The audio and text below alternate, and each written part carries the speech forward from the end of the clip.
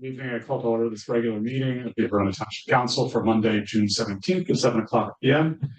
Madam Clerk, could you please read the Open Public Meetings Act compliance statement?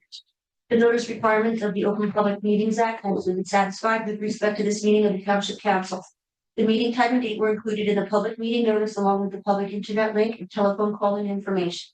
Said notice and meeting agenda was posted in the municipal building and sent to the official newspapers of the Township, the Verona City Road Times, and the Star 48 hours preceding the start time of this meeting. The agenda and public handouts can be viewed online at www.j.org. Meetings. Public comment period will be held in the order listed on the meeting agenda, and instructions on how to comment will be. Madam Clerk, please call the roll. Councilwoman Holland. Here. Councilwoman McGrath. Here. Councilman Roman. Here. Deputy Mayor McAvoy. Here. Mayor Tamboro. Here. Mayor also present tonight is Township Manager Joe Diarco, Deputy Township Manager Kevin O'Sullivan, Township Attorney Victoria Lucidio, and myself, Municipal Clerk Jennifer Kiernan. Thank you, everybody. Please stand for pledge allegiance to the flag of the United States of America and to the republic for which it stands, one nation, under God, indivisible, with liberty and justice.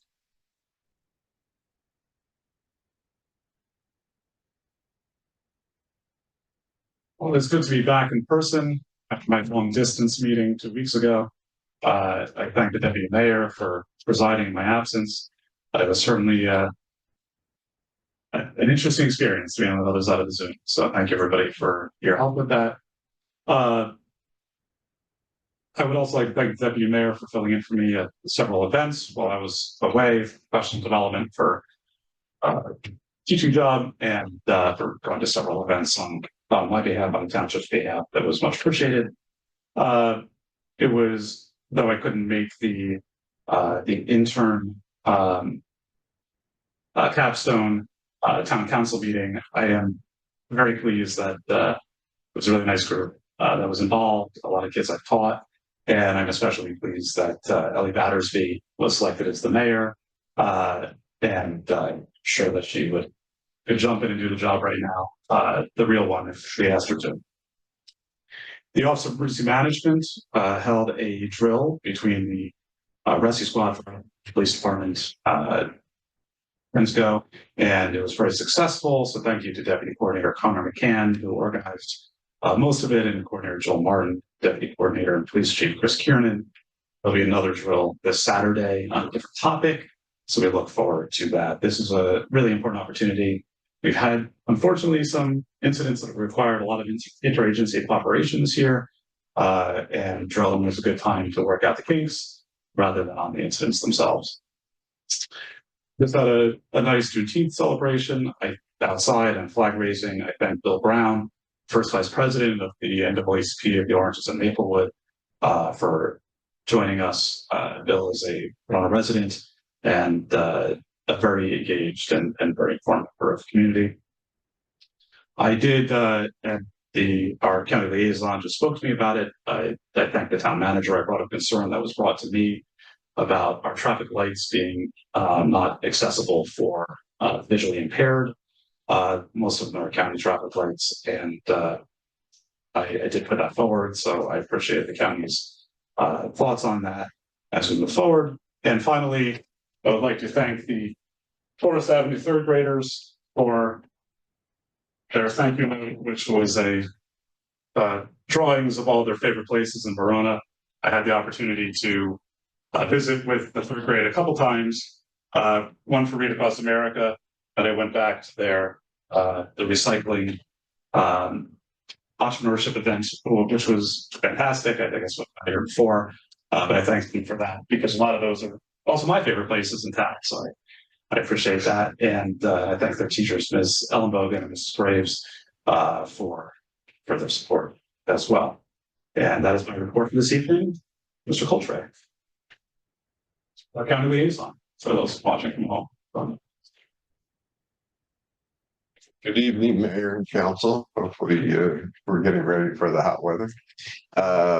last week we did open up our new pickleball courts in Verona Park. The hearsay is that everybody's enjoying it, and hopefully they're having a safe, wonderful time utilizing it. Couple of questions came up. A few months ago, the town manager asked about a traffic light on Parsonet. No, this is the one Pease. Excuse me, Pease and Lakeside. And I spoke with the county engineer today, and that's under design for traffic or crosswalk. Depending on it's been approved by the state. So they're moving ahead with it. The other one is Parsonet and Fairview. That's under design also. And let me open up my notes here. And there is going to be a meeting on June 25th. At 7 p.m. at the West Orange Municipal Building, 66 Main Street, West Orange. And it's going to discuss the 12 locations. And really, the only one on it is Fairview and Parsonet in Verona, and they're going to get a new signal. So that's on the drawing board. So both locations will eventually have a traffic light. And I know the town manager brought it up several times to me. We met with the county engineer, and it's on the drawing board. So that being said, some of the good things that are happening. We have the summer concert series again, and the hot thing in my pocket that I love are fireworks, which will be in Branchburg Park on Friday, June 28th. And New Jersey Symphony Orchestra will be there, and then fireworks will be at dark. And Men of Soul, Tuesday, July 2nd at Weequahic Park. And then the Infernos will be on July 3rd in Brookdale Park. And usually there's a very, very large crowd at that location, but at all of our locations. And I just emailed the manager's assistant and the county clerk, the municipal clerk, all these events so she can put them up on your local website. The other thing that came up is there's a wellness. Give me a second. See, technology is wonderful. There it is. And there's a wellness program that I did mention, and it's at the Essex County South Mountain Reservation and Recreation Complex, a full body hit, which is July 8th, 15th, 22nd, 29th at 6:30 p.m. And that is they're Mondays. Then jamming in July is on Tuesday at 7 p.m., July 9th, 16th, 23rd, 30th. And on Thursday, if you'd like to do yoga, that's July 11th, 18th, 25th, and that's also at 6:30 p.m. The zoo is open late nights, starting on Wednesday and Thursday to 8 p.m. And the admission, I believe, is last admission is 7 p.m. to get in. Questions or comments? I just have one. I know a question's going to come up at that meeting, so it might help to prepare the folks at the traffic light meeting. There have been questions already about why the traffic light is at Parsonet rather than Linden, where the other traffic light is. And what I've been explaining is that the Parsonet intersection is four-way. Linden stops at Fairview, so it's a four-way intersection, and is more of a primary school crossing, but also ideally, we can push left turn traffic onto Parsonet and right turning traffic onto Linden, and then we're not backing that up. But I know you'll have questions about why is it on. So I will be helpful to pass that along. So they can pass that along. I did not go to engineering school, so I can't give you that information. But whatever way we can help, we're glad to do it. Anything else? Council. Just wanted to say thank you for the investment in resources and time in improving the traffic safety here in the community. So really appreciate that work by the community. Thank you. I will pass that on to the county executive and the engineering department. Councilman. Yes, thank you so much for this update. I think it's great. And thank you for, the reference to the pickleball court opening in Verona. I thought that was amazing. And I actually had said at the time, like the county executive spoke about how, it's a major asset and it drives a lot of people to living in our community. And that's totally true. And that's my experience. So I actually spend a lot of time running in Verona Park. And what I've noticed over the last week was that there was a large tree that perhaps broke in half in the northwest section of the park. Essentially between the Peckman and Lakeside Avenue up by Bloomfield. And I noticed it first on Tuesday morning at like 5 a.m. because I'm that crazy person that early. But then I was out again on, I think it was Sunday, and the tree was still there and it looked like maybe it hadn't been, addressed. So I just wanted to alert the county to that, and it does look like perhaps it had rotted or something and it just broke. So that's. If you can do me a favor, take a quick photo. I'll try I have a to photo of it from the weekend. So I can just email it to me and I'll move on with it. All right, and then I just also wanted to know that a resident brought to my attention, and I hadn't actually ever thought about it before, is that, it's wonderful that we get these large events and different events and just really so much community engagement at the park. But sometimes it seems like perhaps not every individual kind of leaves no trace. And so there are some large tire tracks that have torn up some of the lawn in that. I'm familiar with that. When I walk around the park, I see it the same. Sometimes it's just depend. And right now we're going through a hot spell, but I see that sometimes it's the police cars and path isn't wide enough, or just county vehicles themselves, park vehicles. Yeah, I wasn't sure if there was anything that could be done about it, but I did have a resident point it out to me, and I had to admit, I was like, oh, you know what? I had never actually really thought about it before, but a resident pointed it out. I thought about it quite often because. But anyway, thank you so much, and I will send those pictures over. Thank you. Thank you, Mr. Colcher. Thank you. Have a great night. Stay cool. Most likely we will be opening up cooling centers during the heat warning. So if anybody needs to, usually it's at Cody Arena and some other locations, but it's important that the people have someplace to go. Thank you, Jim. Mr. Jericho, on to you, sir. Thank you, ma'am. You'll also be alerted of when centers are open. You feel we have a website too for the community and along with the county list of cooling centers. And before I go into my report, in my short time here, I want to let you know, and I know you know already, that Jay Coltrane has been enormously responsive to all the requests that I've sent to him, including negotiating meetings for me on behalf of Verona. So did want to publicly say that before I forget to do that someday. Thank you, Jags. Thank you. The checks will be on the map.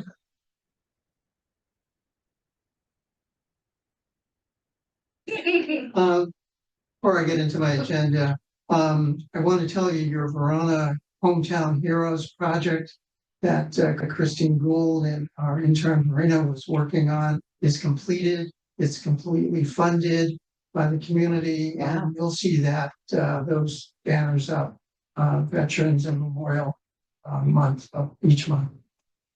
Great. And then I'll move into some of my report. One of the suggestions I have for the council, which I think we need to address, and we've had some discussions here and there about the condition of your streetscape. The brickwork is dated, all worn, whatever. In my recommendation to you, because everybody has a thought of what it should look like, including managers and whatever I've done in the past, which I think may be very attractive to us, is put an RFP out for design and competition.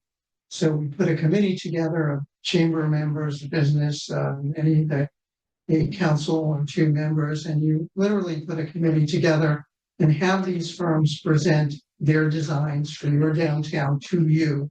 So you have those from professionals. I'd like to get that started for you. It'll take, I think it'll be out there for 2 months at least, so that those firms can come to the downtown, look at the downtown, and then start working on designs for you. So sometime at the end of September or November, you will have that kind of a meeting to select the design for the future. The benefit to that is that one, it needs the work to get done. Two, you have a lot of the affordable housing going up, so your CDBG funding will start to increase because of the population change. The low and moderate areas will be defined again, and you'll get additional funding for that. And that's it in a nutshell. Sounds good. So with the council's permission, I'll get that started for you. Okay. Took care of number one. June 26th is the total town meeting. There's a whole list of every outlet under the sun, including the mailer that we did to the entire town announcing that meeting, and that's happening on June 26th. In closed session, Kevin and I will talk to you about the two major fundraising firms that submitted a request for proposal. We'll go into closed session to discuss those two firms and the details. The clerk did submit a report as requested on the mid-year election. I believe you got a report. I was out sick Friday. I apologize. And I know there was a graph attached to it also, so you may want to discuss that again. I'll be going into closed session with you for interlocal health services contract discussion. And the mayor had brought up a pickleball at Colwell College. I touched base back on the last meeting. We have another meeting up at Colwell College to discuss that potential amenity use and expanding it to our discussions will expand to them about use of fields and other recreational facilities up there. At some point, you'll be going into renovations of a lot of fields, and you need alternative planning. I've added that to, and thank you for the first suggestion, Mayor. And I've added the additional items to the discussion with the president of the college. Kevin's report will cover a lot of other items, and including a pickleball. Now, on the agenda listed by the clerk, David Ruffon, Director of Community Services, his probationary period is ended. I think he's done very well in the time he's been there. He's been very attentive, and my recommendation is that he be moved to the director's position. Given that Michael, the recreation supervisor, that he replaced David, Michael's probationary period under civil services completed also, and I'll be moving that paperwork, and you should be aware of that. And you are appointing Mr. McMahon to the MIAAC as well. Thank you. And with that, I'll move to Kevin, since my voice is gone. It is that time of night. Hi, Mr. O'Sullivan. Thank you, Mayor. The first time on my report is the rate study. We continue to work with Millennium and Community Services Department. We'll present those recommendations on the rates and a strategic plan at the end of the pool season. Clarify for the public. New gen. I'm sorry, new gen strategies. The next item on my report is a number of items on the wastewater infrastructure. The township will be moving into our smoke testing program. We have some literature that's been drafted and ready to be circulated to start educating the public on the process of smoke testing. That will begin to be pushed out through all the different means that we have available to us. And we'll be scheduling a pre-construction meeting for that smoke testing program on June 24th.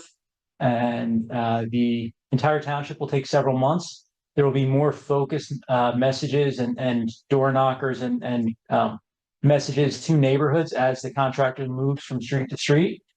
And that information will be made available approximately 24 to 72 hours prior to arriving to those streets. But we're going to start with the education now, and we will start beginning that process at some point, likely in July. Continuing on a lot of the investigation work, we're continuing to work to clean up the Derwent Avenue trunk line. The progress there, we're going to continue to address that and pay attention to that sewer line. We also have bid documents for the primary clarifier pumping station complete. That project is currently awaiting authorization to advertise from the iBank. And we are beginning the process of bringing in design firms for the UV disinfection system and the micro screening projects. We are going to get proposals for those designs, and you'll see that presented to the council at a later meeting.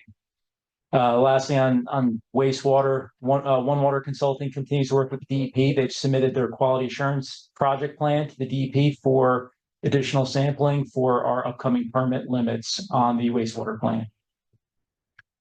With zoning and building, we've implemented a number of the new rates that we've recently adopted. We've also been able to work with the zoning and building department and with the assistance of our capstone student. We've begun preparing a land use resolution compliance process to help ensure compliance with all the projects that receive approval at land use boards. So we continue to work on cleaning up the process of that department. Looking at the well projects, Lynn Drive well continues with construction. There will be more construction activity the beginning of the week of July 8th. There's going to be some project material deliveries scheduled that week. It works out that it will be after the 4th of July fireworks event, but you'll start to see a little bit more activity on site after the July 4th fireworks. Our Fairview Avenue well project continues to march forward. We are nearing the completion of our public hearing for the diversion application. We will be formally submitting that paperwork to the state, and once it's reviewed and presumably approved, we will then be going out to bid for construction of the Fairview Avenue well as well. Additionally, we continue to work with special counsel on the PFAS class action litigations. There's a number of settlements that have been reached between 3M, DuPont, and Tyco, and most recently BASF as well. So we continue to work with submitting all the necessary paperwork to be members of those class action settlements. With the Claridge Drive pump station, the township received the permit on June 6th for the construction of that pump station. We have followed up with the iBank. Again, we're just waiting for authorization to advertise bids for that project, and we will be able to put that project immediately out to bid as well.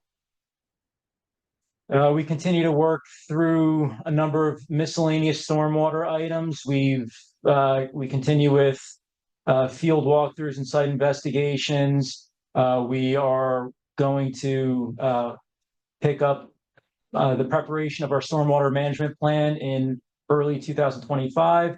We continue to have conversations with the Blue Acres office out of NJDEP. They are communicating directly with a few residents who have interest in their program. And lastly, we have the Peckman River channel stabilization project, which was permitted last month. We are taking those permits, finalizing the design based on the conditions of those permits, and preparing those documents, getting them ready for final bid specifications, and getting final project costs and timeline prepared to present to the council as well. Again, that's the stabilization of Peckman River, just immediately downstream of Bloomfield Avenue.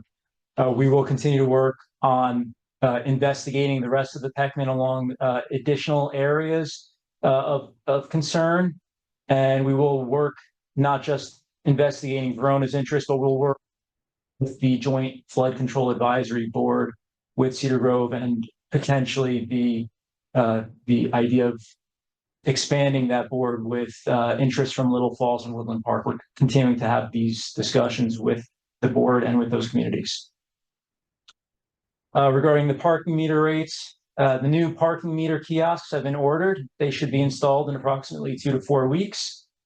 The new rates have been in effect at the existing parking meters and on Park Mobile. The revenues have seen pretty significant increases as a result, which allows the township to continue to reinvest in those parking areas and in the replacement of parking meter kiosks and all the other investments that are necessary in the downtown area and the parking lots of the downtown areas. There are a couple updates on the energy initiatives. We continue to work through our local government energy audit, and we expect a presentation at the end of the summer. And then we are also continuing to work on our solar feasibility study. We did have a meeting with that consultant about 2 weeks ago.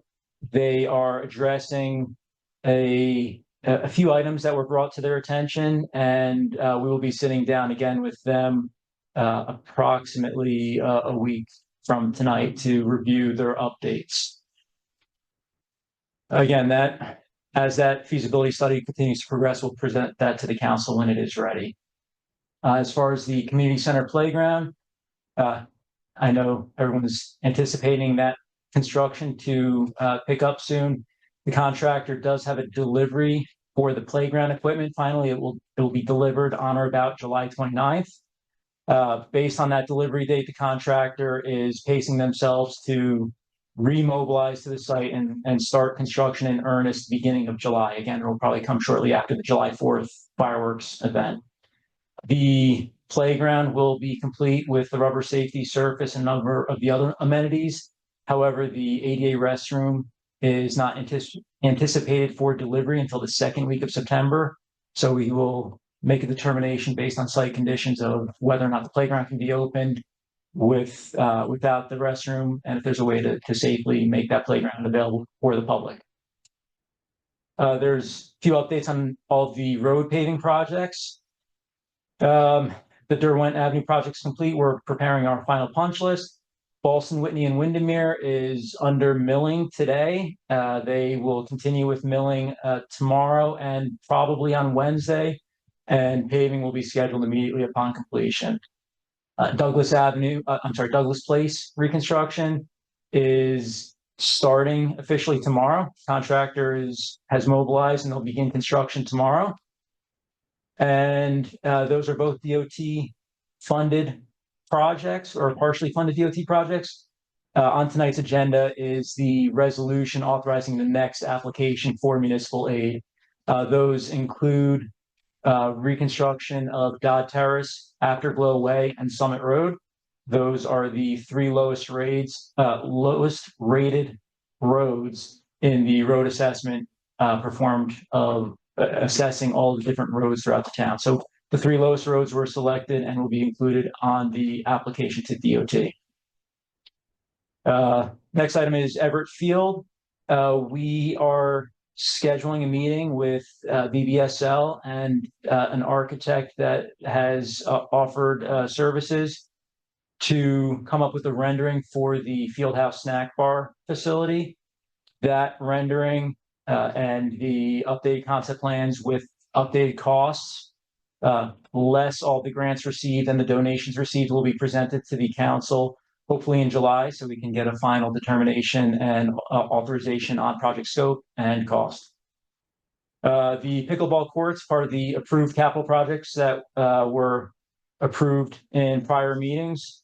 It has advanced through concept plans. We presented those to the pickleball community in Verona. There have been some minor revisions. Those concept plans are being presented to the Recreation Advisory Committee for their review and potential comments. And then those plans will be brought to the mayor and council this summer. We are targeting bids late summer or early fall with winter construction, and the completion would be early spring of next year. There's been a number of sustainable initiatives as well that continue to move forward. The most notable one is our 5-member green team that was awarded to the township from PSCG Institute of Sustainability Studies. They were on site June 12th for their Centennial Field kickoff meeting.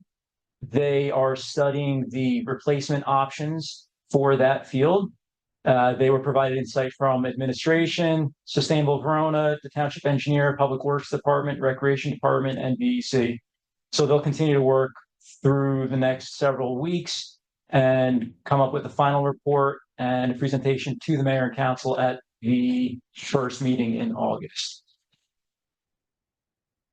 The next item on my report is the Lakeside Avenue parcel, the parking lot. The contract for the sale of Lakeside Avenue parking lot has been fully executed. The township submitted the grant application to NJEDA that is an application that could cover potentially 80% of the cost of acquisition for the property. Concurrently, we are working with the township engineer to finalize the cost estimates for the reconstruction of that parking area. And those costs will be put together for a bond ordinance for presentation to the council in July. And then the last item on our report is the council chambers technology. Administration has a meeting with Comcast on June 25th to review the technology needs of both this room and the community center. And we'll have updates to the council thereafter. Just a couple of questions, Kevin. First, is Councilman Roman able to attend the meeting with Comcast? Has he been invited? I would like his insight in that room, so we don't have to, so we can do this right the first time. I guess my question is this a design session? Is this a discussion over funding? Is this the agenda at this point? It's a negotiation in coordination with their franchise renewal discussions. I would say we don't, probably not yet. Just helpful, knowing the idea of what cost is and stuff like that. So maybe we can Meet in our discussion. Yeah. Just so I'm prepared for that conversation. The plan is, Mayor, the plan is that part of their franchise costs to us. Well, we just have to figure out. It's important to know, to have the assessment of what we need in order to. Right. We basically wanted at least agreement on scope of work, so they know what they have to do rather than, them maybe trying to put a hard cost cap or something. So We do have We'll get it to council. I'll circulate the full scope of what's being proposed and the preliminary cost that's being presented and discussed with Comcast. I'll circulate that to the council. And can you send us the road assessment Yes, list? It would be helpful for us to know what's next. sure. I don't think I received that. I'll circulate it. There's a link on the website for public accessibility as well, but I'll circulate that to the council. Any other questions? Councilman? Thank you. So actually on the road assessments, and I'm really glad that, we moved in this direction, which was something that I'd advocated for, so that we could pick our project strategically. There was going to be though, so we have the road assessment, but then there's also the pipes underneath. So on this, and I don't know if Councilwoman, you were going to go in that direction, but so on this, have we assessed, do we need to do any water or sewer replacement? And then in the future, we want to try to get to the intersection of what is badly needed water infrastructure that needs to be replaced and what is the condition of the road. I don't know if you have any comments on that. Sure. I have begun having those discussions with the township engineer that it is part of what we need to assess. Having that road assessment helps identify that there are a handful of streets that are very poorly in need of rehabilitation. And I think what I've always seen happen is typically you have a number of streets that are you're going to need to balance the approach. Some streets will need simple reconstruction without any utility work. Some will need both, and some will need the utility work, which will then drive reconstruction of those roads. In this particular instance, we are still assessing to make sure that they don't need any sanitary or drinking water upgrades. I don't think there's any immediate history of road breaks or water needs that haven't been identified in our asset management plan, but undergoing the smoke testing study that we will be doing this summer will help us identify if there are needs in the sanitary sewer system. So that will be determined over the course of the summer. And as we hear about the grant awards, those typically are announced later in the fall. So we'll hear about the awards and what potential money the township may be receiving around the same time that we know the conditions of the sanitary sewers at Okay. those times. But if I'm interpreting your statement correctly, like in the future, all of this is gonna come together, like, because we're gonna know the condition of the water system, we're gonna pull everything together. And Correct. so then we're gonna have more of a strategic plan on the whole thing. Yes, Okay.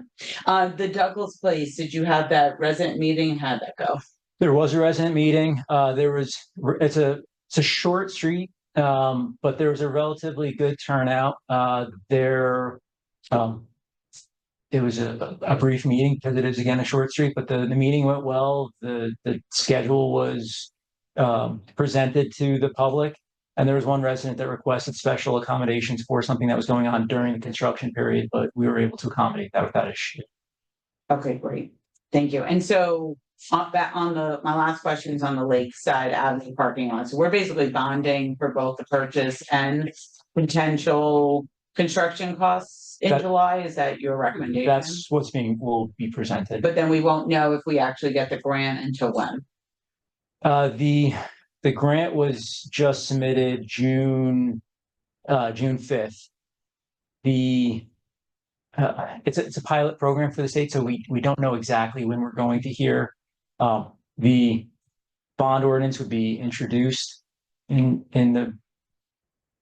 July meeting, and it gives us some time to fill out the EDA to figure out when they will be getting responses and answers back on the awards. So we're hoping to hear back from the EDA sooner than later, but there's no assurance of how quickly they're going to turn around this pilot program. Okay, thank you.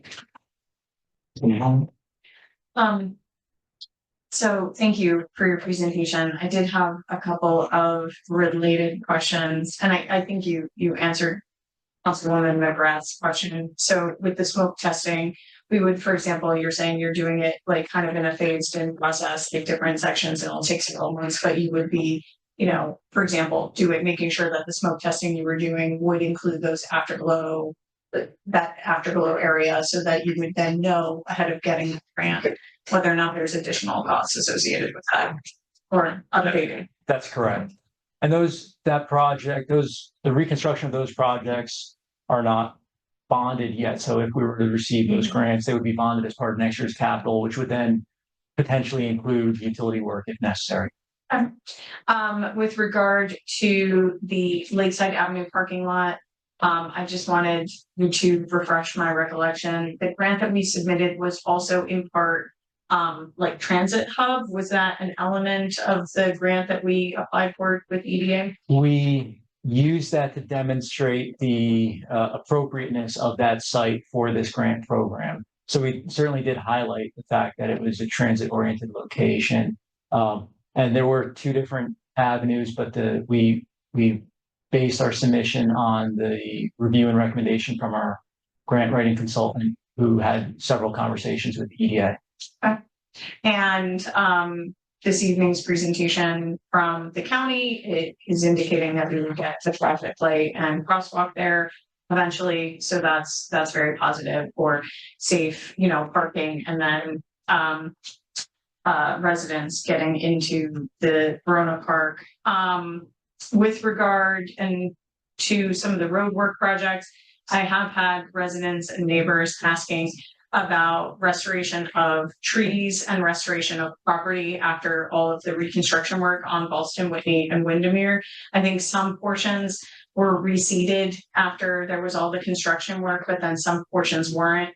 And I know that, for example, when we did Ann Street, we likewise had residents asking about the seeding process and the trees. So do you have any insight into when that would be done? I think doing it in the heat of the summer is probably the worst time to put down grass seed and plant trees, but I would like to have an answer if there was an opportunity. So there were initial letters that were circulated to the residents to determine interest for tree plantings. There were going to be additional letters circulated this week to the residents to get a count on total number of houses that were interested in having a tree planted. The weather turned pretty quickly from moderate to very hot. So the schedule of when we plant the trees, we can wait and see if the weather and the temperature moderates a little bit more. But the hope was to wrap up the project as soon as possible. The milling contractor and their milling crew freed up with an opportunity to get the project completed this week, milling and paving. I would assume that their cleanup crew with topsoil and seeding will come back after the milling and paving crew gets out of the way. But for them to both be on site this week would be maybe getting in the way of each other. Yeah. But they will be continuing to topsoil and reseed everything that's been disturbed. We will be planting the trees if the weather allows for it. We'll try to get them done prior to the summer, but if the weather just remains hot and dry, we may push off until the fall. So the fall. Nonetheless, it's going to be under the contractor's 2-year maintenance bond, so it will be the responsibility of the contractor to replace if they die from disease or some other reason. Okay. So ultimately, like, it'll be weather dependent. If we maintain this heat wave, then we might actually be looking at doing some of this planting in the fall, but it would still be the contractor having to come back and have that obligation. Okay. And speaking of the heat wave, I did have one additional question. I'm not sure if this is for you or Joe. When our pool communications went to the township, it says that the pool would open full time after schools closed, but then it specifically says Friday. With the heat wave, schools are actually closed on Wednesday. If there's an opportunity to open the pool on Thursday, I think that would be a big win for the community. But I don't know what logistical challenges that might present. So I just wanted to state that if there's an opportunity there.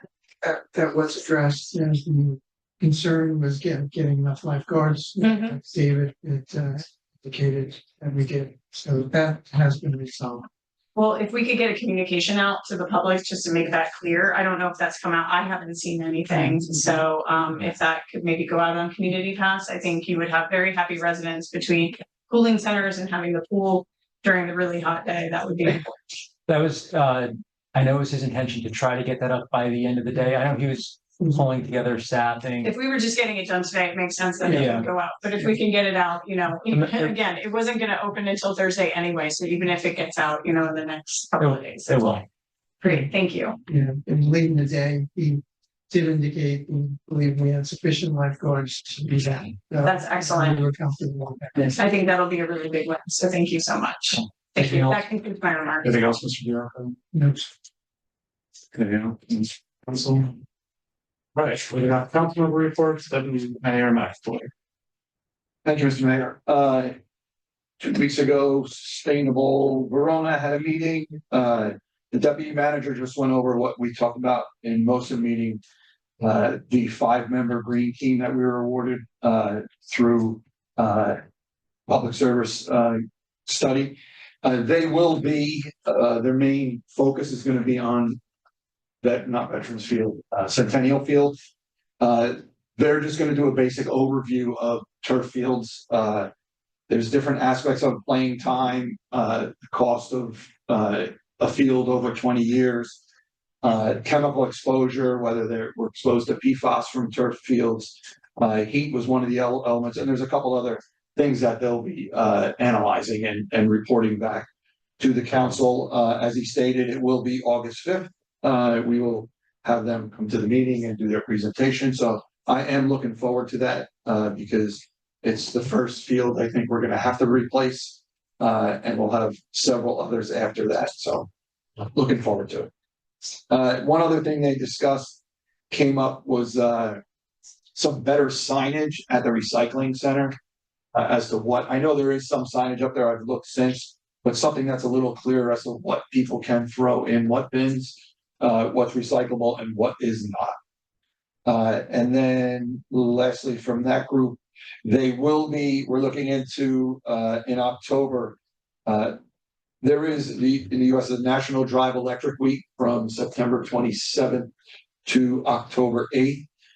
They are looking to do an electric presentation on electric cars on October 5th, and they will be talking to manager and staff, about doing something right here in town center for the day, and you're gonna also talk to the library and do some educational things there. So that was that. This past week, I did run the Valerie Fund 5K. They had in Verona Park, the race and the walk. Wonderful organization. They've been doing it here. I believe this was the 19th year. So looking forward to 20 next year. They did raise, they always come close to $1 million every year. So some years they go over. This year they're up over $900,000 for their event. It is a great event because it brings so many people to Verona that really probably never came into Verona, and once they see the park and they go downtown, it's good for businesses downtown to get recognized. So I'm very happy they continue that and to be involved with it. And then right after that, the entire council, as the mayor said, he was away. I was honored to officiate the Progress Pride flag raising ceremony we did Saturday afternoon. It also, for me, being out in the sun for a good couple hours, everybody said to me this past week, like, did you go on vacation? So I guess I got a little sun, in the course of that day. But I'd like to thank, we had all of our legislators here, Reggie Bledsoe from the Essex County LGBTQ coordinator. So thank them, our police department and buildings and grounds, especially because we had some technical problems at the beginning. And we had a couple Board of Ed members join us also, but a lot of people from the town and the MIAC committee that really put a lot of time into getting this going, and our public information officer also. So it was a good weekend, and as June goes, we're doing more and more busy weekends. And lastly, I did attend the Verona High School Senior Award Ceremony. Had the privilege of giving out a scholarship, the Clara B. Boyle Memorial Scholarship. She was a volunteer in Verona. She was a town employee for many, many years, basically our CFO. But this award is given because of her volunteerism in the town and how much time she gave. So I was happy to attend, and I know there was over 70 graduates, I believe, that received awards. And congratulations to all the Verona High School students. And I wish them well. Graduation is this Wednesday. I wish them well and hope they are safe. Be safe and enjoy the next couple months. That's all I have for you. Thank you, Deputy Mayor. Councilman Rowe. Thank you. I'll be brief since my comments will be somewhat repetitive. Just also wanted to acknowledge the Progress Pride flag raising and all who went into putting together that event. The Deputy Mayor did an excellent job going in and leading that ceremony. And the ceremony also just had the feel of being a festival. It was just a great event during the day, so it was a lot of fun to attend. So I'm really glad to see that come together. Myself and the Deputy Mayor also attended the PBA's annual fundraiser. Just wanted to congratulate them on that. It was a great opportunity to see all the things that our police department, that the members of the police department do in their own time to support the community. And this was a major event for them in terms of making all that work possible. So congratulations to them. And then thank you to everybody for the Juneteenth ceremony today. Again, very nicely put together, a nice event. That concludes my report. Thank you, Councilman McGrath. Thank you, Mayor. I want to thank the county executive and all the county officials on the pickleball courts that we that got installed in Verona Park, and for being part of that photo op. That was really a wonderful opportunity. It was always great to talk with the park officials and with the county executive about what an amazing asset Verona Park is. I also attended the Pride flag raising and celebration. I want to echo all the comments previously made, but really want to highlight the hard work and dedication of our volunteers at the Multicultural Inclusion and Accessibility Advisory Committee that pulled it together, and all of our talented youth, including 2 wonderful singers from the high school jazz choir and our student speaker, AJ, who did a fabulous job this year, and was really honored to see them speak. And of course, our support from our 2 ministers at Holy Spirit, who both really helped to round out the ceremony. It's just such a wonderful event, and to see all the community members of various ages celebrating. And this year there were even t-shirts. It was really just a fabulous day. And then many people then continued the celebrations in Montclair later that day at the Montclair Pride event, which is, if you've never been, is really something to see. Earlier that day, I also attended the Valerie Fund Walk. I was there supporting Daria Strong. Daria Gebbia is a junior, soon to be senior at Verona High School. She has a long fight ahead, but she is a brave, bright young woman. She was profiled on CBS 2 News with John Elliott, which was a thrill to watch. And that team alone raised over $12,000 for the Valerie Fund, for which, she, with her lung cancer treatment, has been the recipient of their services, so they know how important the funds are needed. And as the deputy mayor said, a wonderful event every year. The Shade Tree Committee met. They talked at length about resident education, about the health of trees, and also their hazard window survey, which they're planning and will be following up with the deputy town manager. And that window hazard survey will help to prioritize tree removal work that's necessary for safety reasons. They're really excited to get to a more strategic driven approach and serve as an educational resource for residents. So I really love serving on the Shade Tree Commission with these dedicated volunteers. And I too want to wish all of the graduates from the high school good luck, and for the middle school graduates who are moving up to the high school, I hope everyone has a safe start to their summer, and I look forward to celebrating with the high school class on Wednesday. And that's my report. Thank you, Councilwoman Holland. Thank you. I just want to acknowledge as well what a busy month June has been, and we've still got time to go. Earlier this month, we celebrated Gun Violence Awareness Day. I also joined my colleagues at the pickleball and the pickleball opening ceremony, as well as the Pride event here in town, as well as this evening's Juneteenth ceremony. So I did just want to make a note about the importance of having a community here where people feel safe and welcome to live and work and play here within Verona. Inclusion really does matter, and I am so grateful for those residents who have dedicated their time in helping Verona to become a much more welcoming place. I do have a meeting tomorrow night of the Recreation Advisory Committee. We will be discussing a number of outstanding items, including pool memberships and in particular, like where we are with those pool registration numbers and other areas of improvement for recreation. So I'm excited to be attending that.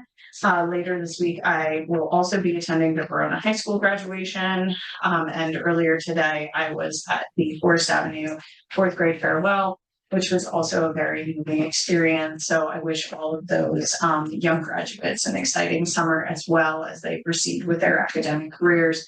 Last but not least, I do just want to acknowledge the heat wave that we've mentioned twice before and just urge residents to really take all necessary precautions. It's really important to do what you can to avoid heat stroke, to keep hydrated, and to make yourself, to avail yourself of things like the cooling center and the like.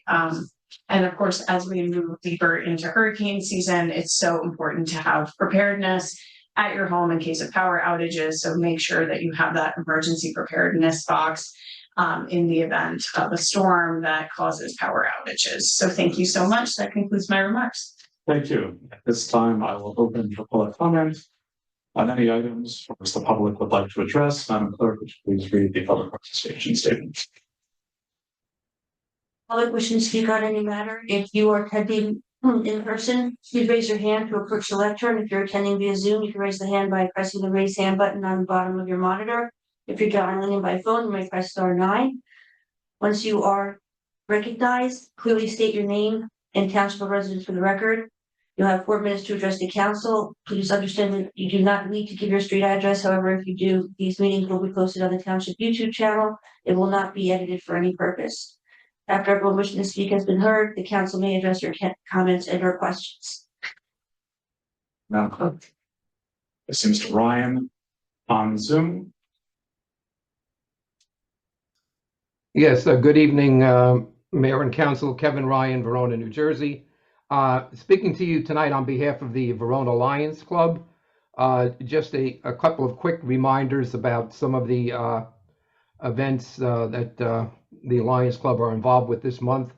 It was my privilege to be able to coordinate the White Cane Spring Appeal letter that should have gone out to all of the members of the community. Just a reminder that the drive continues, and just to remind folks that the Lions Club has done a number of wonderful things for the town. I'm not going to enumerate them all here. If you go to our website at www.lionsclubveronanj.org, that enumerates all of them. But the main one that I think we get a lot of credit for, and deservedly so, is the medical supply closet that that we run for the town. So any of you contributions that you would make to the fund drive are fully tax deductible. And I know this is a tough time of year. Everybody is asking for money, but please keep the Lions Club in your thoughts. And the second thing that the Lions Club has gotten involved with is a supply drive for the United Ukrainian American Relief Committee. This is the second time that the Lions Club has volunteered to work with the committee to collect medical supplies. The town has generously allowed us to set up a collection point at the community center, and I believe at Town Hall. And once again, I'm not going to enumerate all of these supplies. If you go on the Lions Club website, My Verona also ran a very detailed article recently on it. But that drive runs from June 17th through July 19th. We have gotten a great deal of thanks from the Ukrainian American Relief community for doing the first drive, and hopefully the second one will be as successful. So thank you for your attention to that. I appreciate it. Have a good night. Thank you, Mr. Ryan. Anybody in the room? Or that one. That one right there. Thank you. State your name, your municipality Thank president. Good evening, I'm Monica Vincent. I intended to come a couple of months ago, but my work travel schedule has prevented me from doing so. I purchased a home here in Verona 6 years ago. And in response to an email I received last year from the town council, and some of the actions that have taken place since, tonight I'm here again to ask the town council to reconsider houses of worships to promote church events on public property. Our public property belongs to all residents, regardless of their religious beliefs or affiliations. By permitting religious groups to advertise their events, you are inadvertently endorsing a specific faith, which can make those of other beliefs or non-beliefs feel excluded or marginalized. The Establishment Clause of the First Amendment of the U.S. Constitution is often interpreted to require separation of church and state. This separation is crucial to ensuring that the government does not favor or appear to favor any religion over others.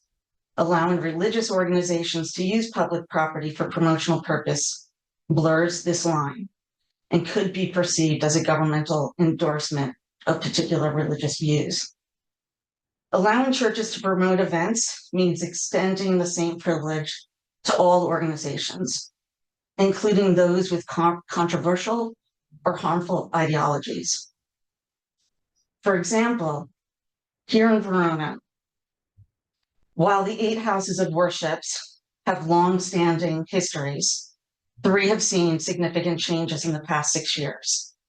In fact, new religions are housed in those buildings.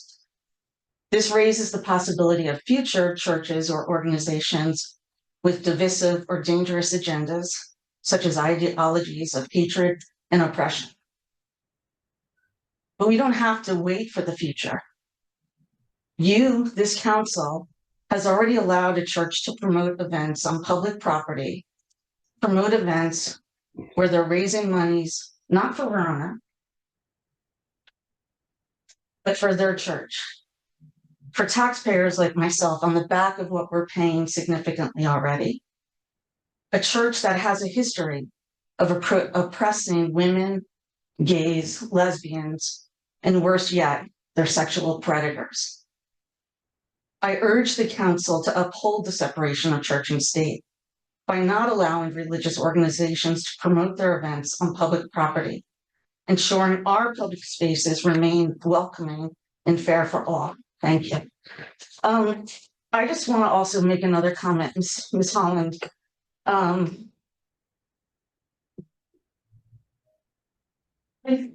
grew up in this town. I moved back up here from Georgia. And the comment that you made about welcoming, you find it disheartening. Because this, to me, Verona, there was a reason why I specifically chose to move back here. And I took that comment that you said very personally. Because I think the folks here are welcoming. And I think any of my neighbors would probably say that I'm a good neighbor. It's hard for me to say this because it's probably the first time in my life where I wanted to get a coach. But I had a neighbor harass me. They were new. I was away. They assumed that I did something that had nothing out of my control. But if I had known, if I had gone up to them, I've made every effort to meet neighbors. It's the people that are coming in that I think need some humanity. So thank you all. I appreciate you considering this. Thank you, Ms. Vincent. Thank you. Next up, Mr. Good on Zoom.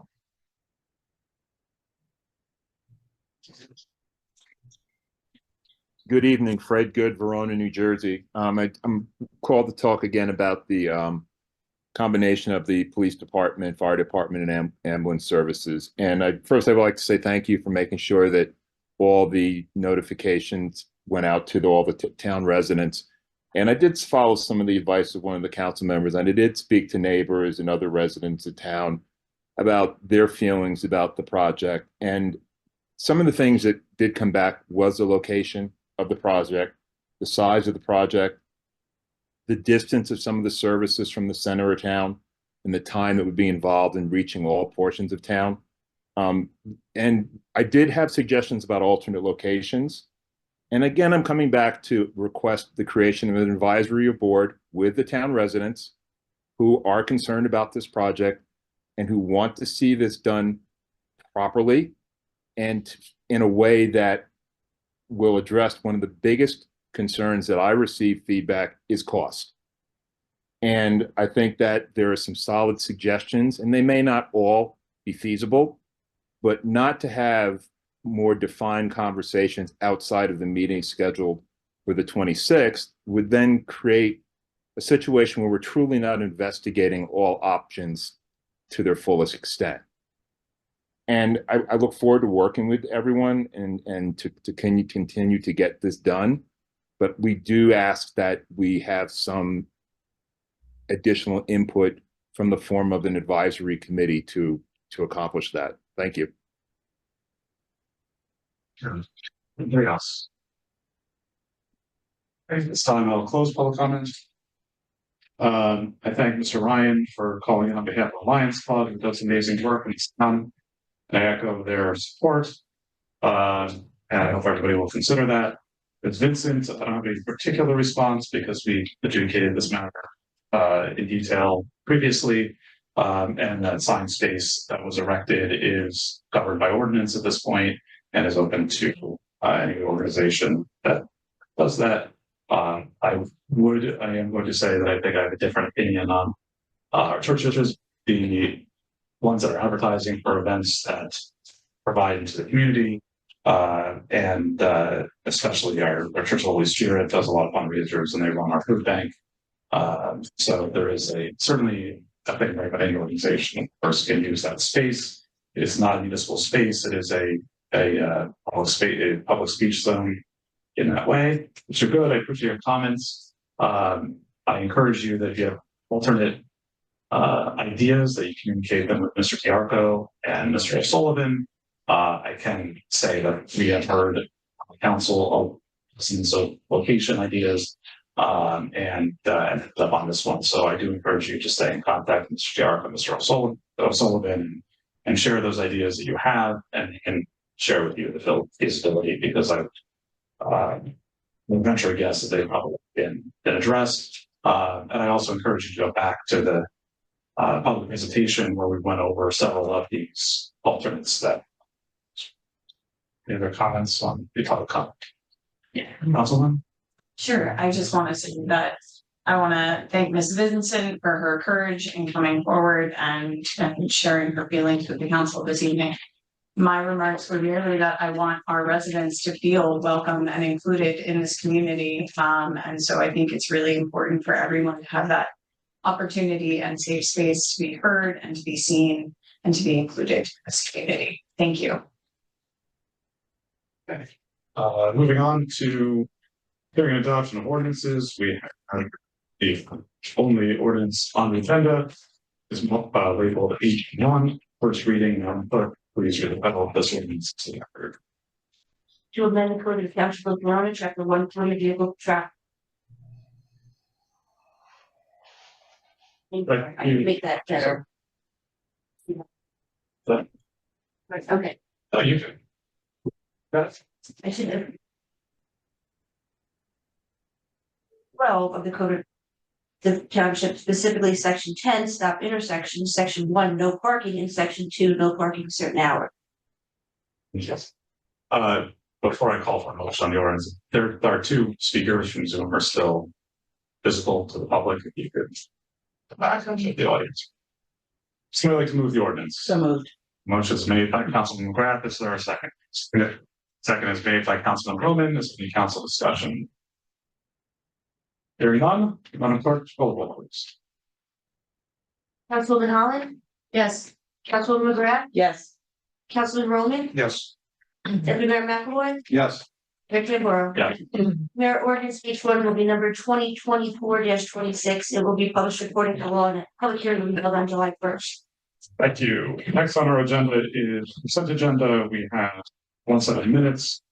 We have 16 resolutions, no license to permits. Does anybody have anything they would like? Yes, Mayor, if we could please pull K8 and K10, that would be. Thank you. Anybody else? Thank you, Councilwoman McGrath, for giving me the heads up on that. We can. Somebody like to move the consent agenda? Okay, John, minus those two, I see. So moved. Motion is made by the deputy mayor. Second is made by Councilman Roman. This time I'll call for public comment on the consent agenda only. Same public comment statement applies, except comment is limited to these 14 resolutions. Yes.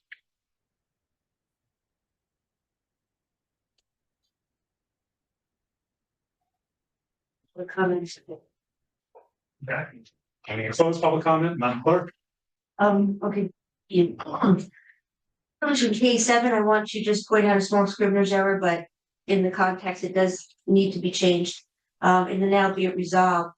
The contract is awarded for the purchase of fixed automated license plate reader cameras. So specifically, please remove 4 police department vehicles out of that. They are fixed automated plate reader cameras, and that is significant change to that. Thank you. I just have a couple comments. I was actually going to comment on that resolution. This is one of the projects I know we get a lot of comment about auto theft, and while I think that's come down just recently, this tool, the fixed license plate readers, are a huge advantage in fighting that auto theft, because most people come into town with stolen vehicles to steal other vehicles. Look at the hits. So putting those strategically, police department also shares information and those camera hits across other police departments. So that is it's really helpful. Anything else, I believe. I have one other comment, but I'll up that to it. Councilman McGrath? Thank you, Mayor. I also was going to comment on this resolution.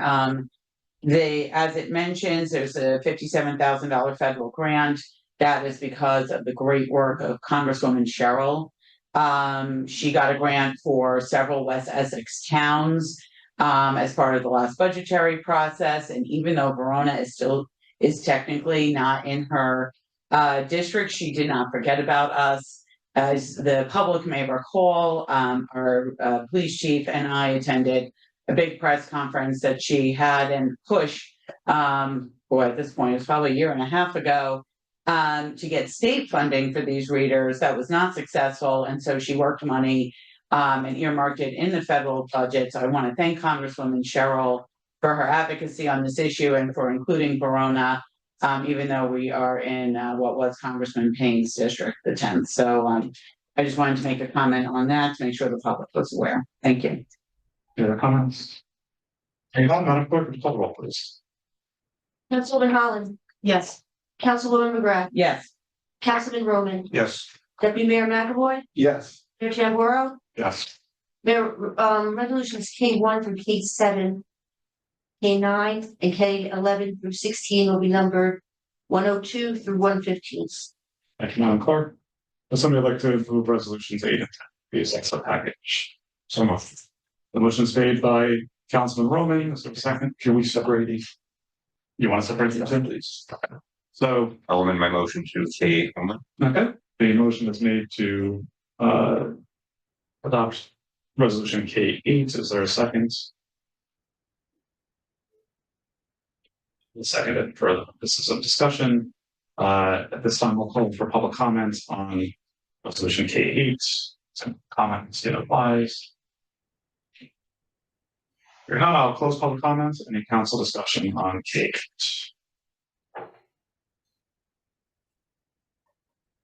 Here now, Madam Clerk, just call the roll, please. Councilwoman Holland, Yes. Councilwoman McGrath, Abstain. Councilman Roman, Yes. Deputy Mayor McAvoy, Yes. Mayor Tamboro, Yes. Mayor, K8 will be number 2024-116, passes a vote 4-0. Once. Thank you. Let's like to move resolution K10. Made by Councilman Roman. Is there a second? I'll second. This time I'll call for public comment on resolution K10. If anybody would like to talk about plumbing, now is your chance.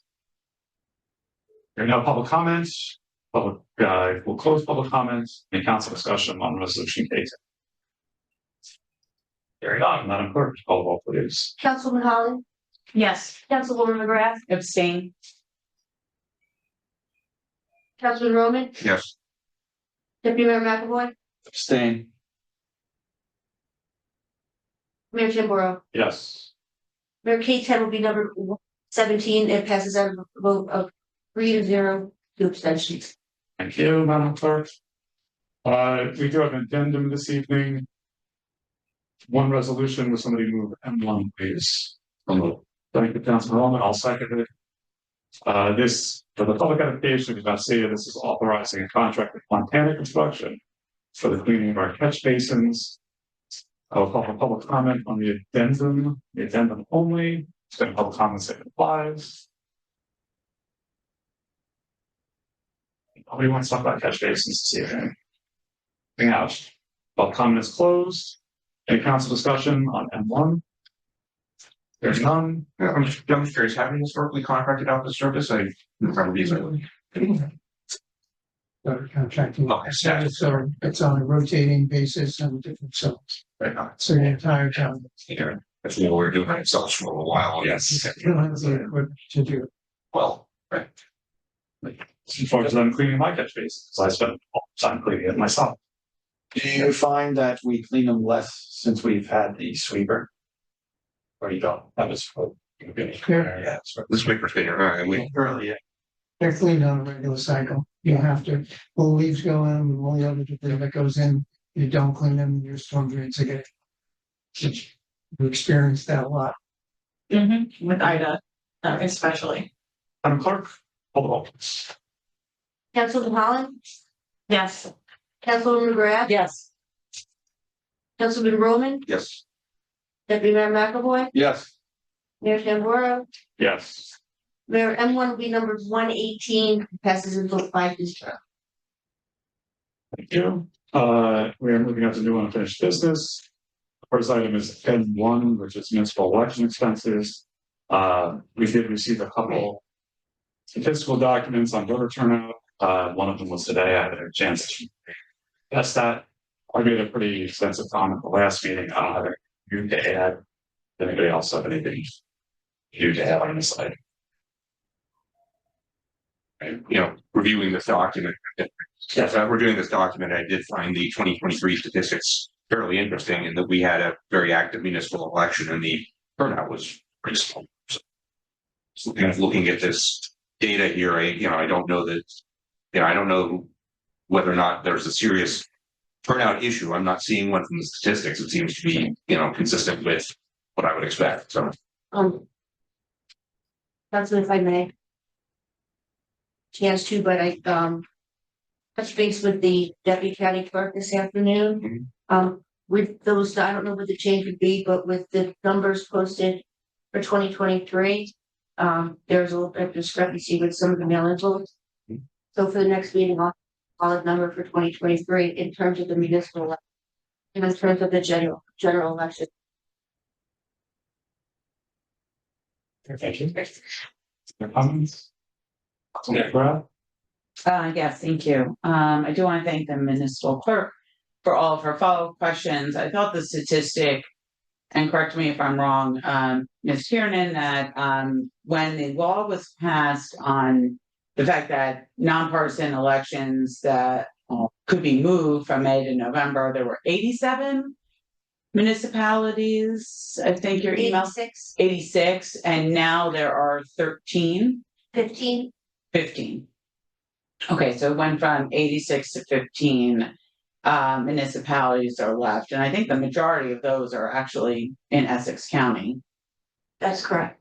So we seem to really still be in that kind of May election mode, which we know because obviously we share with Cedar Grove and South Orange. Correct. And the other ones just had a recent double, not least. Yeah.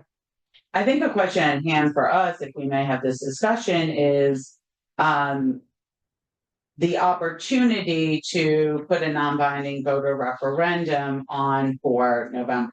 And that's where the clock is ticking. I don't think this council is ready, and I think a lot of people want to do some research and kind of think through things and whether or not it's the right move to actually move the election. But the opportunity at hand is to put a non-binding referendum on for November. Again, this was a $75,000 election. There is risk that the election could be even more. And is this actually, while I think a lot of us agree that there are some benefits to having the election in May, we have enumerated in past conversations, and the public has written to us about the downsides that are in place with keeping it in May versus moving it to November. And, frankly, the cost savings are pretty significant and are almost equaling other major decisions we've already made, like court consolidation. So, I did my own research in between the two meetings. There was a law passed in the 2018-19 legislative cycle that sets a very high threshold for even doing a non-binding voter referendum to move the election. It is an ordinance that requires a supermajority.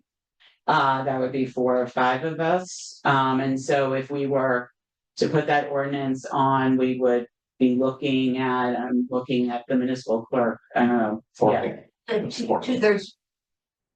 Yeah, 4 out of the 5 of us. Sorry if I misspoke.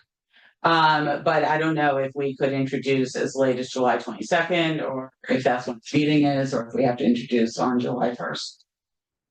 To do an ordinance, but we're running out of time to see if we'd like to do a non-binding referendum in November. I'm familiar with that law.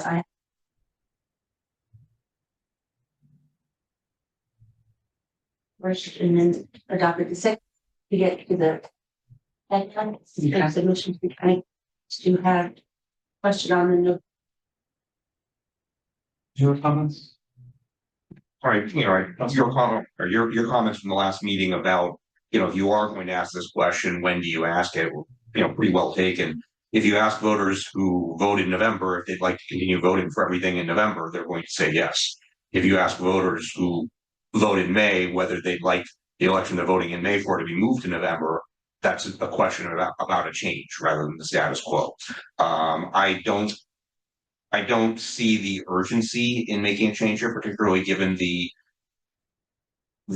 high bar for undoing things if you do make this change. So I just don't see a definitive reason why this would need to go on the November ballot, and why we should scramble to put it on the November ballot. So my position on the record is I'm not in favor of putting this on at this time. Thank you. Since Councilman Roman referenced my comments from last meeting, I did bring up that I don't think we necessarily need a referendum on the issue, but if we have a referendum, I would do it in May when people are voting this election. They'd be able to give us, the people who traditionally vote in the non-partisan municipal elections, would be able to signal whether they wanted to do that or not. But I agree, the 10-year prohibition on changing it back is concerning. I am undecided on the issue, and when I get undecided on the issue, I do want to take my time and thoroughly research it. I want to do some other analysis, and so I made my comments in the last meeting as far as where my thinking and the things that I am through, so that folks are welcome to sort of watch that. In favor of putting this on a November referendum, because I think we need to ask the opinion of voters who vote in May. Somebody else? Anybody hasn't spoken? Yes. Councilman McGrath? I just want to defer to our municipal clerk about whether or not we can do any referendums in May. There, options for referendum initiatives, are only on the November ballot. Special elections, cannot have a separate.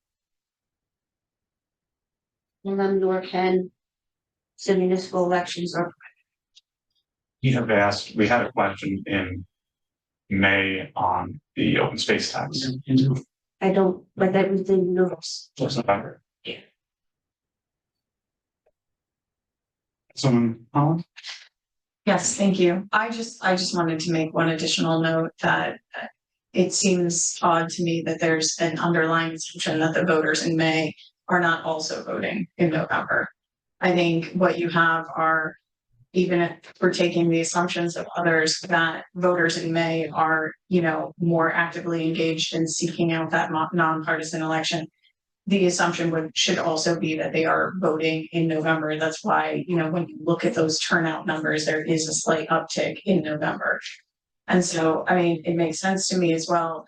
The referendum is only available on the November ballot because adding that also increases, or could have the potential of increasing the complexity of that nonpartisan election, which may increase the costs. But, again, I don't see the harm in asking the community the question, because I think what better data would there be than to have our actual voters communicate to us what their preference is.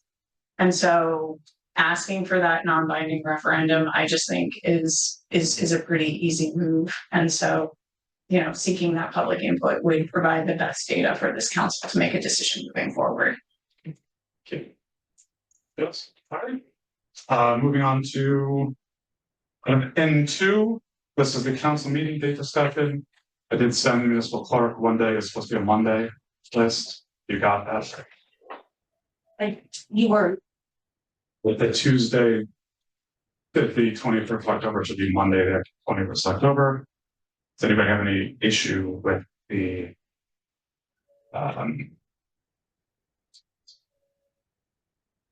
those dates as presented? Hearing none? No, and I would like to thank the clerk for moving that August meeting back to the desk. Because I know the green team had their group scheduled to do their presentation on the 5th, because their last day is August 7th. And that's when they all go back home, so they wouldn't have been able to make that next meeting as they wanted to do that. So thank you. Madam Clerk, what is the adoption piece on this? Or have a resolution on January or July 1st? Yeah, we have.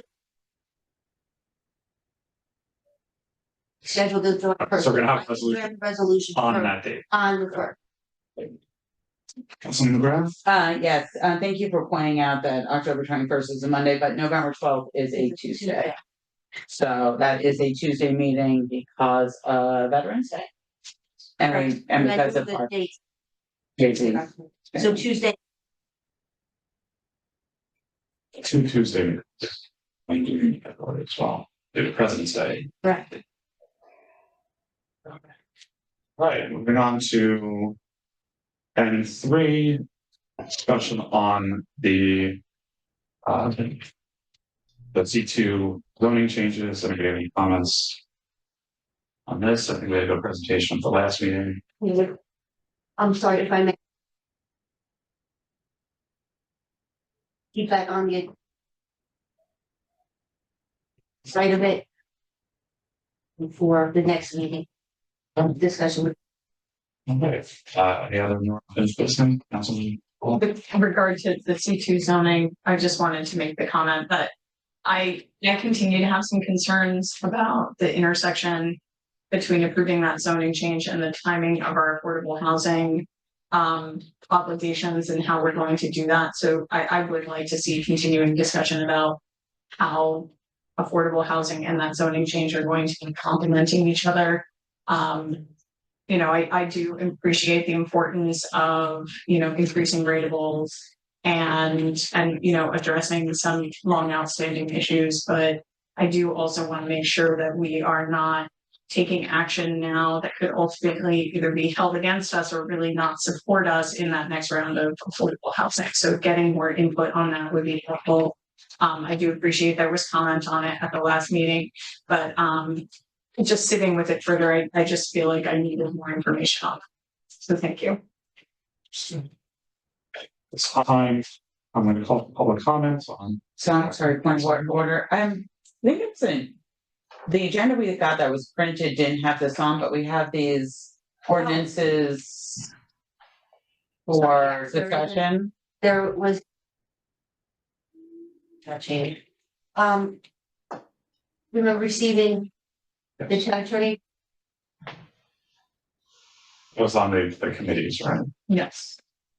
Restructuring of those advisory. Mhm.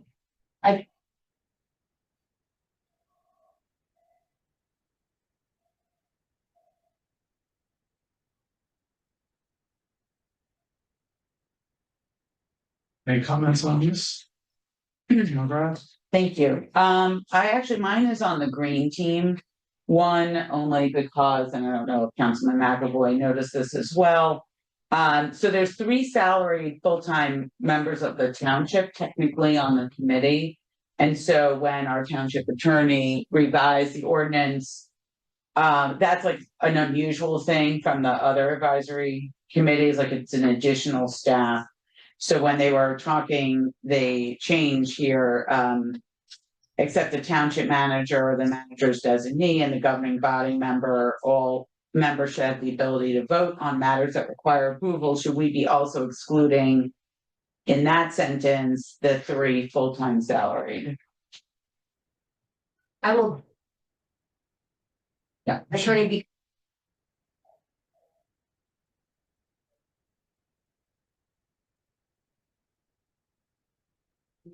Factors.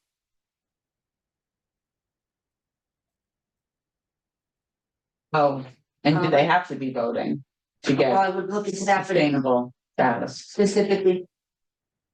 Ways I will. Do we have to vote on these next? This is the first I'm seeing it when I shut down here. No, we are. They're not real. Yeah, I think we Yeah. should. I'd like to go through the line there. Okay, so. Let's. I'll sit with.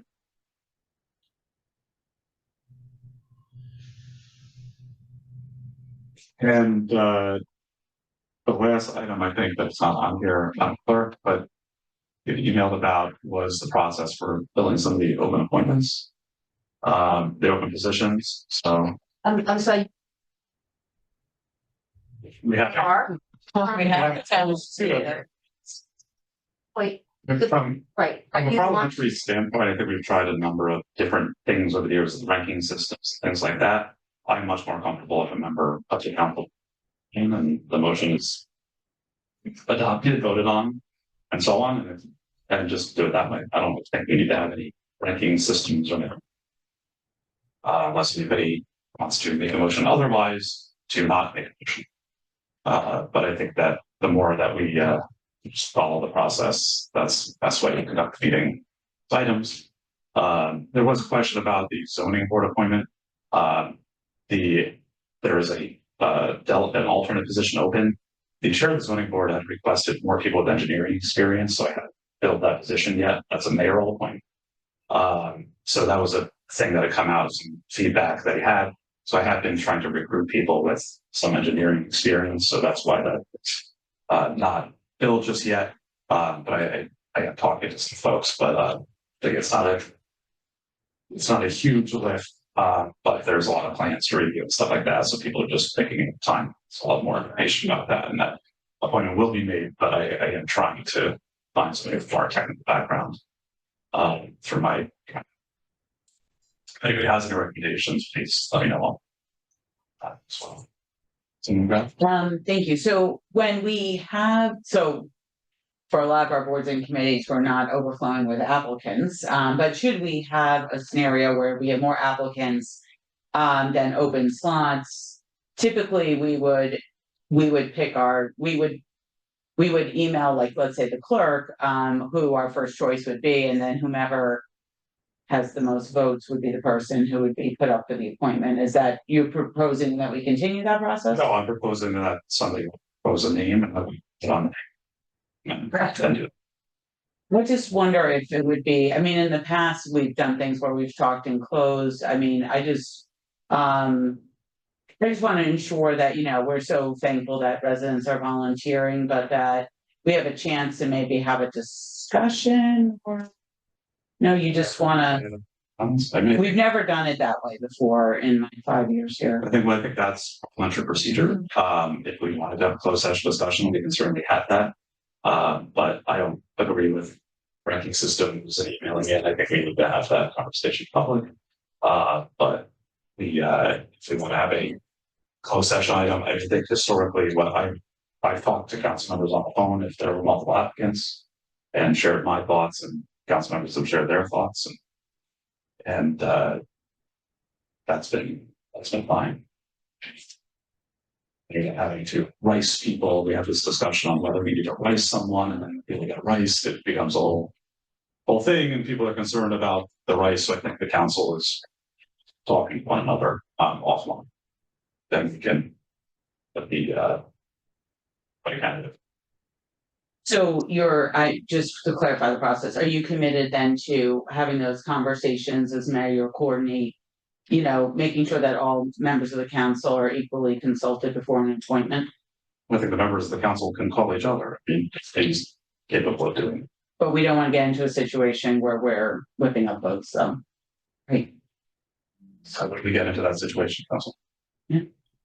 As you know, you have called me and put applicants forward, and I've listened to you before, and you have called me offline on occasions about more applicants, and I actually, and I think that works just fine. In fact, I think I'm just having. voted in favor of the person that you called me about. So I'm not sure why you think that there would be any those happening. Okay, I just from personal experience, many years ago, I just want to be very sensitive that we don't actually turn off volunteers with having split votes in public and stuff like that. I just want to encourage a positive volunteering. That's my concern. But okay. Good. All right. Yes. Yes, Shackley. Selections. We should have. We should have those as a renewal. I mean, a council member wants to change their liaison position. Let me know. We don't normally do them we have them on because they're 1 year deal, but I think we normally hold on to our liaisons for 2 years. So if anybody has a glaring desire, best thing to do would probably be to talk to another council member and see if they wanted to switch position. Whatever. Thank you, Richard. Right. Any other new business? There none. We passed a resolution to go into executive session. This time we are going to do that. If you, I'm sorry, wait, one more public comment. I actually spelled it. Appreciate you being. I'll call for public comment now on any item. Feel free to read. Same public comment statement applies. Mr. Ryan, you're up. Yes, good evening. Good evening again, Kevin Ryan, Verona, New Jersey. I just wanted to throw in a thought about relating to your discussion about moving the elections from May until November. This had come up informally a few times while I was on the council. I think one significant change that may occur and may influence your thoughts on that is the way the ballots are going to be constructed going forward. And in the last primary, we got rid of the party line designation.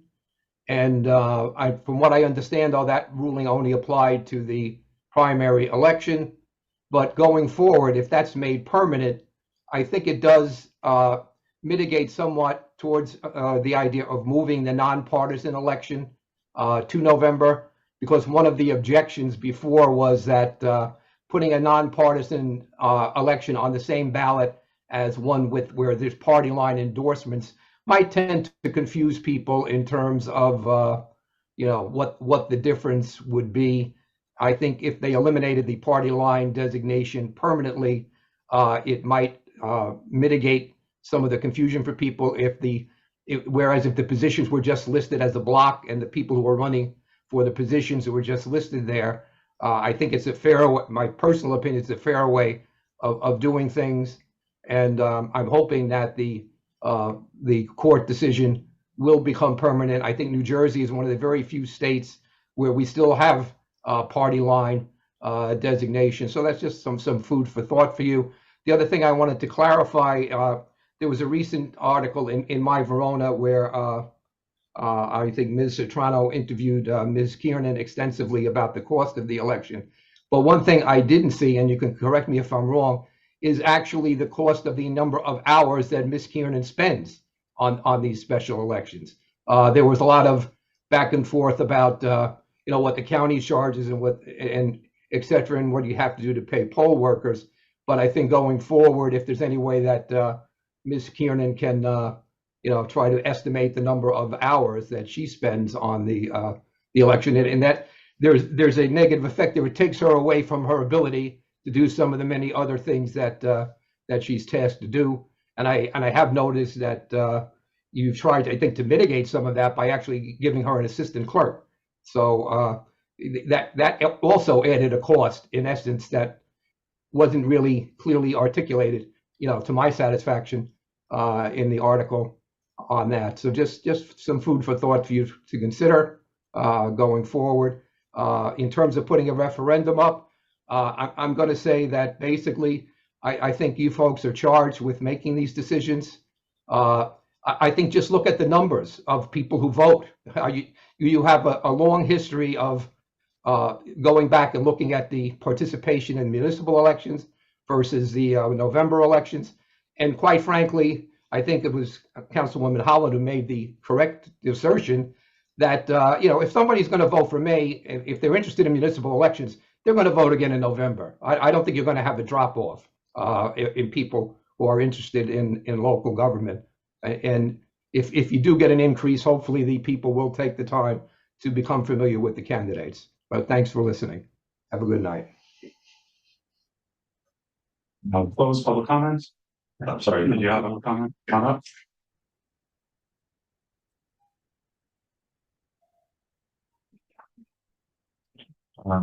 Corey Shore, Chair of Rec Committee, Verona, New Jersey. I just wanted to make a couple of comments about the reorganization of the committees. I didn't have a paper in front of me, so I don't know what you guys are thinking, but I could probably give you my thoughts as chair. The committee will also vote on this tomorrow about some of the recommendations that we have. I think an attendance policy is a direction you should go. I know for the committee that I am chair of, we've had an individual miss the entire year. I've been no way to replace. I think when you serve a committee, you understand and take some responsibility for that. And there are a lot, people have lives and things happen, but there needs to be some course because with a committee that has 6 and you're down to 5, and sometimes it's a little, you know, you want people there that are really committed to what we're doing. And I think most of them are, but in that case, I think there needs to be attendance. I also agree on, depends on how it goes out, but we have 6 members and then 5, and it really should be an odd number. So if we can just get a little bit of thoughts about what you're doing, I think this, something I suggested is good maybe for all committees, because there are conflicts of interest for some council members, for the mayor. I didn't say hello, by the way. So hello, Mr. Mayor and Deputy Mayor and the council and the town manager. I apologize for that. I should have. Sorry about that. I just think it's important.